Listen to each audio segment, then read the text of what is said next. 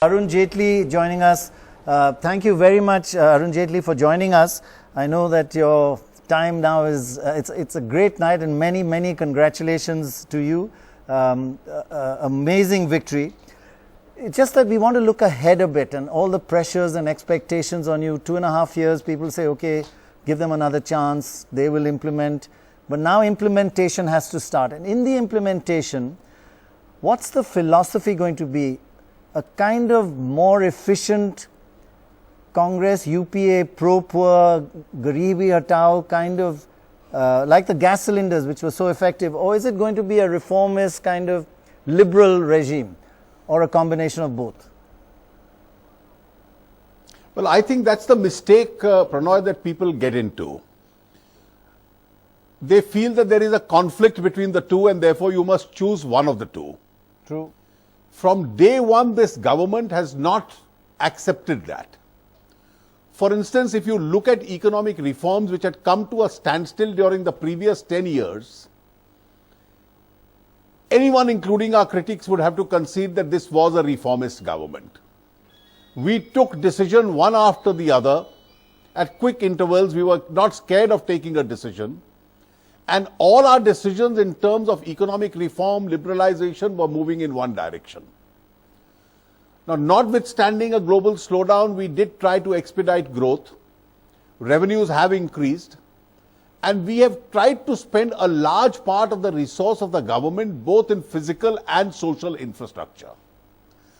Now that expenditure in social infrastructure, our emphasis of policy in that direction, certainly was a pro-poor exercise. It was consciously slow. But there is no contradiction in that and continuing with the reforms.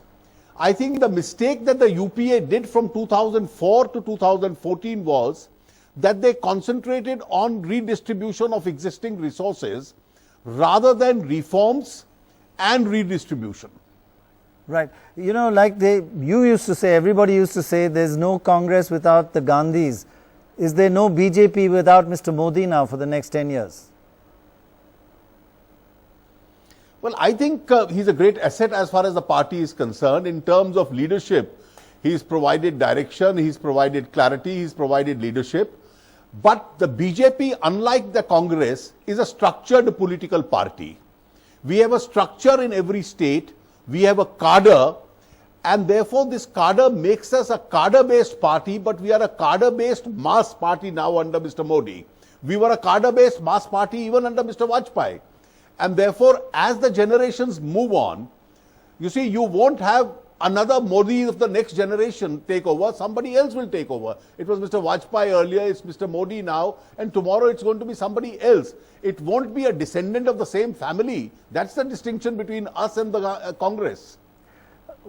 The BJP is a structured political party. The Congress is a crowd around a family. We must not overlook that distinction. Although I must say the similarities are increasing every day. I heard a lot of BJP leaders saying the High Command will decide. Words that you must have heard many times in the past from the Congress. But just one, looking ahead, we're just trying to understand what the direction is going to be of this government. If you were in a crisis, you had lost this election, people say and not just the BJP, any party in a crisis looks for diversions, a war, surgical strike, a crisis within the country, divide. Now you're in a very comfortable position. You are heading towards, most people, I think the bookies would give you a 95% chance of winning the 2019 election. But bookies, of course, we know what they did in Brexit. But anyway, you're in a comfortable position. Is there going to be less need for diversions, or are you going to be tougher and you're going to be more confident? What is the tone of, how is the tone of the government going to change after these elections? You see, in the last 3 years, we won most major elections. We lost 2 of them. We lost Delhi, we lost Bihar. But then the direction of the government was fairly neutral in terms of direction. It wasn't impacted by the defeat in Bihar itself. It's not going to be greatly impacted by the huge victory in Uttar Pradesh. I think the government will be emboldened, the government will be stronger, and we'll continue to perform the way we've been performing. Yeah. Mr. Jaitley, this is Dorab.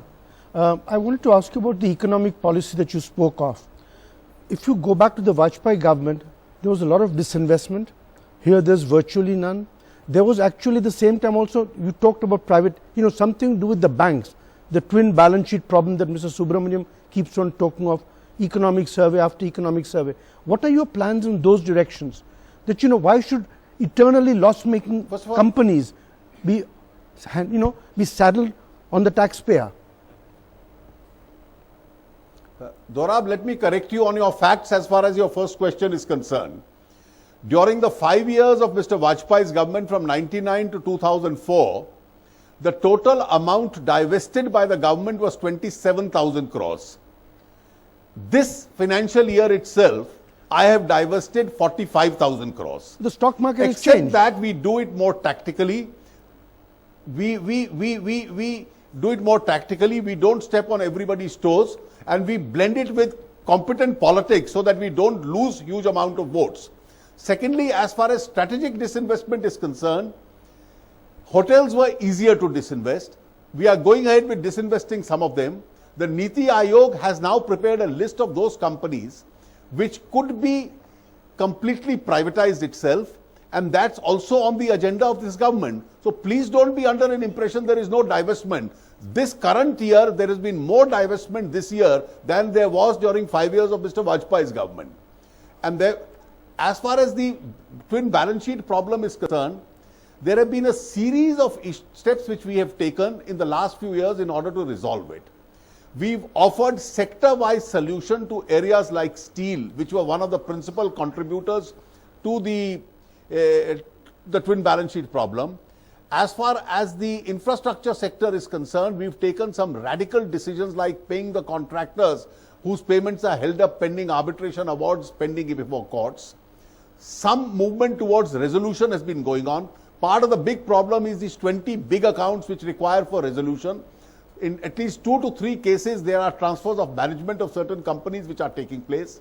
The insolvency and the bankruptcy code was enacted really for that purpose.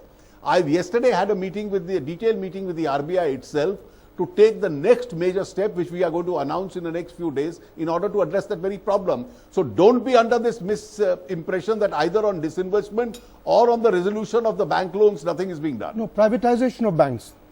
That's what I was asking really. Privatization of banks was never on the agenda of the NDA.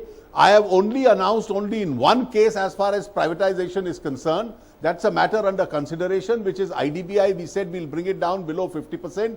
In the case of the other public sector banks, we've announced consolidation, and we've announced the first major consolidation, which has already taken effect this year. That is the SBI being merged with all its subsidiaries. We are next looking at the Bharatiya Mahila Bank being merged with it. So slowly, as the health of the banks improves, you'll probably hear more on this count. It's just a question of ideology that you may be disinvesting, but you don't believe in privatization. You believe in efficient public sector. It's a big difference because it tells you the path to the future.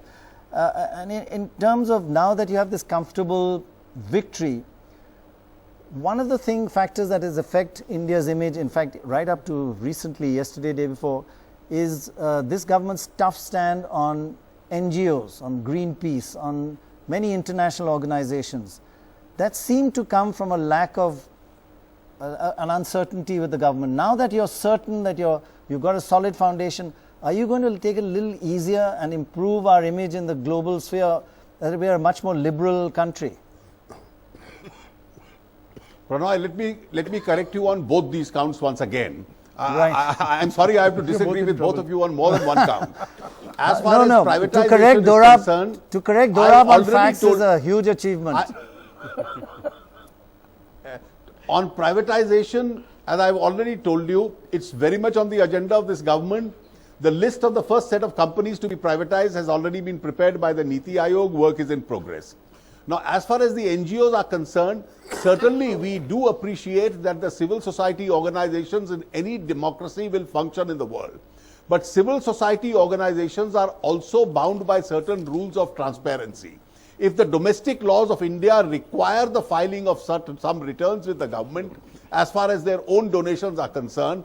I don't think it is a prudent practice for any NGO which expects very high standards from the rest of the system in the government to say that we won't abide by them. If you have a large number of NGOs which are not complying with the government regulations, certainly the government can take appropriate action under the law. But don't you agree that there has been global criticism of your handling of, Greenpeace and other organizations that are functioning fine in other countries, but in India, they're suddenly under attack.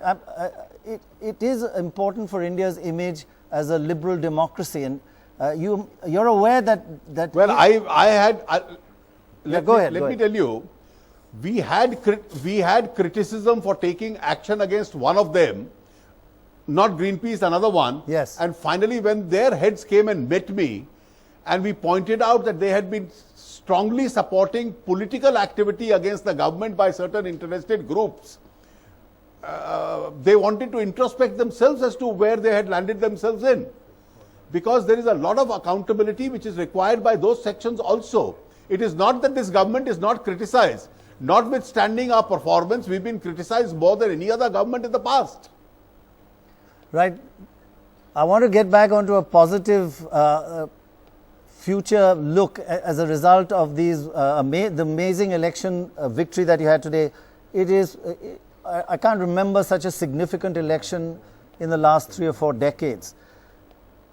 How will that change you and your government, the finance ministry and your government? This victory and this success. I think it changes us. It strengthens us, because if you are decisive and you are confident about the merit of your decision, go ahead and implement it without fear of consequences. The people will support a decision which is in much larger national interest. I think this election result has sent this one message clearly back home. Secondly, I think the UP campaign has taught me as a political worker another lesson. Propaganda is no substitute for performance. Merely because Akhilesh Yadav invented a nice, attractive slogan, that doesn't mean that people forgot what was happening and not happening over the last 4 years. But they also, a lot of people did feel that a lot of promises have been made, not yet implemented, but give Mr. Modi a chance. So the spotlight is also on this government for implementation now, don't you think? I think rightly so, because after all, if you are in government in power at the center and in most states, people have a right to expect a certain level of performance from you. Right. And therefore, expecting that level of performance from you is something which is quite natural as far as the people are concerned. The responsibility on us with effect from today increases a lot more. Right. I was going to ask you who's going to be the next chief minister, but I can see that will be a pointless question, right? Any chance? Breaking news? Well, I think it's too early for me today to make a comment on this. Our parliamentary board is meeting tomorrow. You'll probably get indications then onwards. Right. I know you know it, but you're not letting on. You know the media too well to give us a headline ever.